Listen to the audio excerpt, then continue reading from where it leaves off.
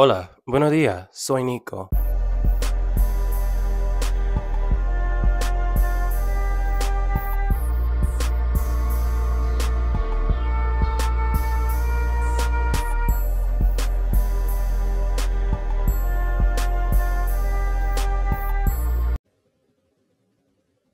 I'm sorry? And today we're here to talk about something that we've talked about in the past multiple times. And whenever I address it, I'm accused of bullying, even though I take a very neutral and usually health centered standpoint. When everyone else on the timeline calls him 109 loads and miss this and that and saying that he's this and that and everything but a child of God. But when I come online and I tell y'all, you can have as much super happy adult fun time as you want, just make sure that you're getting tested and you're screening your partners. I'm the bad guy. And at this point, I genuinely don't understand how other people can call you names, other people can disrespect you, other people can drag you through the mud, but I say we should be getting tested and screen our partners, and y'all are upset. And I feel like that's the opinion from a lot of people on my viewpoints. It's like I'm held to a double standard because I don't actively attack people and disrespect them. At most, I called Mr. Ali Damos grits in Loadgate because it looked like a can of dried grits after his 75 plus Anon super happy adult fun time party where he collected all the confetti in his bowl. So before we even get started on that, if you like this kind of content, make sure to follow me on patreon.com/Nicosaesthetics for more exclusive lives, weekly videos, and be a part of the podcast.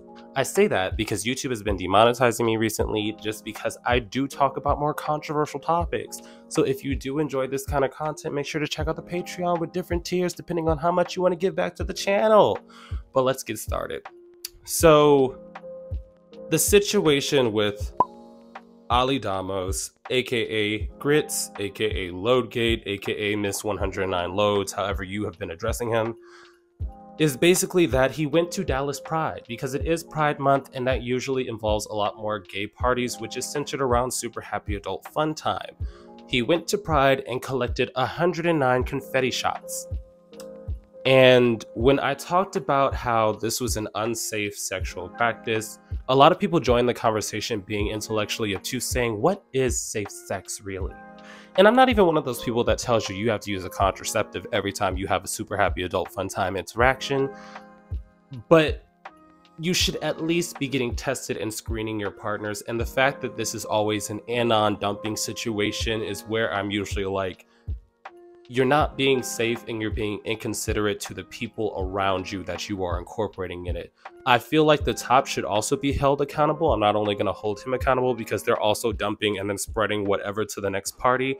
But as you see in this tweet alone, he just got done with another festivity in LA last week, meaning there is no possible time in between that gap to properly get tested and see if anything has been incubated. So prior to this, if you do not know his history, he contracted monkeypox at one of the 3-day binges he went on, and he possibly spread it to the other people that participated in it. But also he got into fire when he had went to the gym right after the scabs had just peeled off and it still looked fresh. So people were upset with him, even if his doctor had said it was okay for him to go to the gym at that point. Before that, people were calling him everything but a child of God because he was proudly announcing that he had taken 75 and then another increment prior. And when I addressed it back then, people were like, you can't hold him accountable for one incident. And I'm like, this is not one incident. It's like he does this repeated, and his goal is to always go higher because it's a sexual kink of his to just continuously get higher amounts.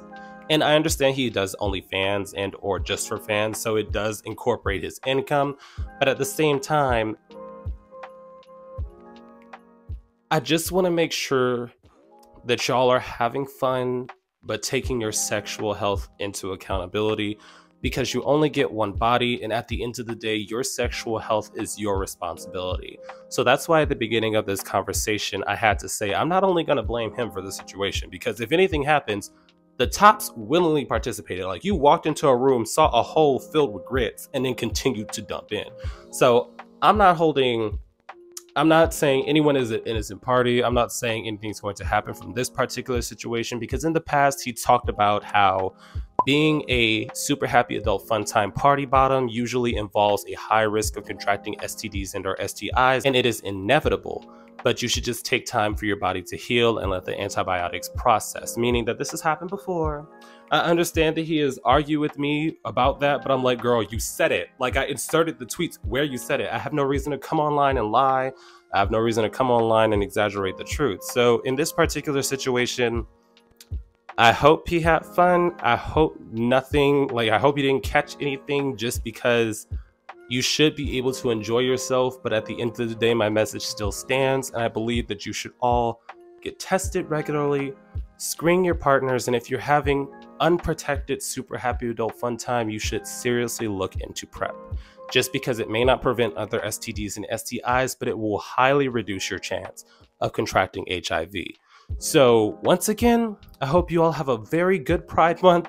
I hope you all have tons of super happy adult fun time that is safe, that you've done some form of protection and or screening, because a lot of people don't understand. When I had this conversation after I started OnlyFans, it was thrown in my face because people were saying, oh, well, you were in Brazil and you had a group super happy adult fun time for work.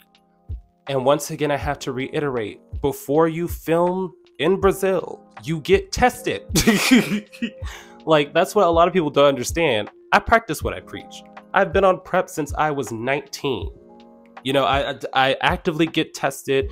I even worked with an HIV prevention campaign with, what was it, UT Health? So, I mean, at the end of the day, I stand behind what I say. So make sure that you get tested, make sure that you screen your partners, or at least ask the basic questions. Yes, sometimes people may lie, but it's a lot safer than just saying, here's an address, the door's unlocked, and I'm tooted up. But yes, at the end of the day, I hope you have a good Pride Month and that you have tons of fun at the parade and at the parties and at the just enjoy yourself and make sure that you're being safe to some degree. But definitely drop your opinions down below. At the end of the day, I hope you have a good Pride Month and that you are safe, protected, and enjoying yourself. I'll see you guys next time. Boop. And now for a brief yet sincere shout out to this week's third eye tier subscribers, Trey S. and Ian. Your continued support is greatly appreciated.